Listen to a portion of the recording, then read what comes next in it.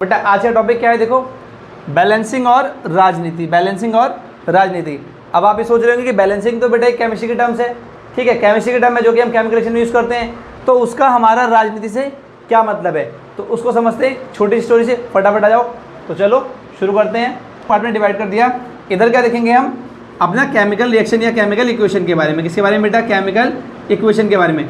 वही यहाँ पे क्या देखेंगे, राजनीति की इक्वेशन देखेंगे। किसकी देखेंगे बेटा, राजनीति की इक्वेशन, ठीक है। अब ध्यान से समझिए, राजनीति की इक्वेशन और केमिकल इक्वेशन दोनों को ही बैलेंस करना बहुत ज़रूरी है अगर देश की तरक्की चाहिए और केमिस्ट्री की तरक्की चाहिए। कैसे, देखो समझो।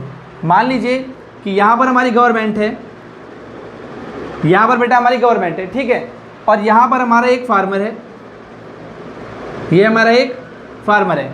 अब सपोज कीजिए कि गवर्नमेंट से फार्मर के लिए कुछ पैसा सप्लाई करा जाता है, गवर्नमेंट से फार्मर के लिए कुछ पैसा सप्लाई किया जाता है। वो पैसा यहाँ से होता हुआ, ये एरो मान लीजिए हमारा रिएक्शन दिखा रहा है, इस एरो से होता हुआ जाता है, और मान लीजिए इन्होंने यहाँ से रुपीज़ इन्होंने यहाँ से ट्रांसफ़र करे, 10 रुपीज़ इन्होंने यहाँ से ट्रांसफ़र करे। बट बीच में जो कुछ लोग बैठे होंगे, किसी का नाम नहीं लेना चाहिए, ये कुछ लोग क्या करते हैं कि इन्होंने एक खाया, इन्होंने एक खाया, इन्होंने दो खाए, कुल मिला के इन लोगों ने क्या करा, 1 2 3 4 यहाँ पे बीच में ही ख़त्म कर दिए। तो जब फार्मर के पास पहुँचेंगे बेटा, तो कितने पहुँचेंगे, 6 रुपीज़ पहुँचेंगे।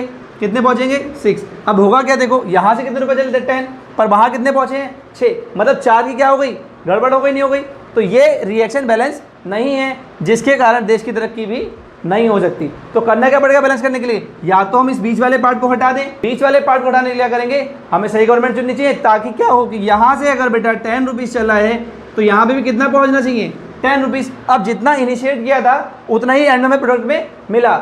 ऐसे ही हमारी केमिस्ट्री में क्या होता है कि जब हम इधर देखें, ध्यान से देखिए, हमारे पास एक रिएक्शन है, ये magnesium plus oxygen give rise magnesium oxide. तो यहाँ पे बेटा मैग्नीशियम 1 चला था, ऑक्सीजन कितने चले थे, 2, मैग्नीशियम चला 1, ऑक्सीजन चले 2, और यहाँ क्या बना कि 1 मैग्नीशियम 1 ऑक्सीजन, 1 मैग्नीशियम 1 ऑक्सीजन, अर्थात क्या हुआ कि 1 ऑक्सीजन की क्या हो गई यहाँ पे कमी, 1 ऑक्सीजन की क्या हो गई कमी। तो ये रिएक्शन भी बैलेंस नहीं है। तो अगर हमें अपनी केमिस्ट्री की तरक्की चाहिए, मतलब हम चाहते हैं कि हमारी केमिस्ट्री सही रहे, हमें पूरे मार्क्स मिले, कोई मार्क्स की कटौती ना हो, तो इस रिएक्शन को ही बैलेंस करना बहुत ज़रूरी है। तो इस रिएक्शन को बैलेंस करने के लिए हम लोग क्या करते हैं, हम यहाँ बेटा लगा देते हैं 2, और यहाँ पे लगा देते हैं 2, जिससे क्या हो जाता है कि बेटा अब देखो यहाँ पर 2 मैग्नीशियम है और यहाँ पर ऑक्सीजन भी कितने हैं, 2 ही हैं। साथ ही यहाँ पर देखो ऑक्सीजन कितने हैं, 2, और मैग्नीशियम भी कितने हैं, 2।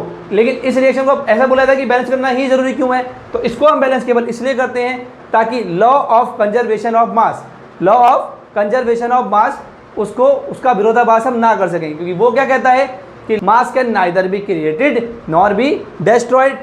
ओके, मास को ना तो हम बेटा बना सकते हैं ना ही नष्ट कर सकते हैं। तो जितना यहाँ से इनिशिएट किया उतना ही वहाँ तक पहुँचना चाहिए था। इस तरीके से हमारी बैलेंसिंग और राजनीति दोनों आपस में रिलेटेड हैं। अगर आप चाहते हैं कि अच्छी गवर्नमेंट बने तभी ये रिएक्शन बैलेंस हो पाएगी, अच्छी गवर्नमेंट नहीं बनती है तो रिएक्शन बैलेंस नहीं है। सिमिलर मैनर में अगर आप चाहते हैं कि आपकी केमिस्ट्री पूरे मार्क आए, तो कभी भी कोई भी केमिकल इक्वेशन किसी भी रिएक्शन में कहीं भी लिख के आए, कभी भी उसे अनबैलेंस फॉर्म में ना छोड़ें। तब तक के लिए देखते रहें जो टेम्पल। धन्यवाद।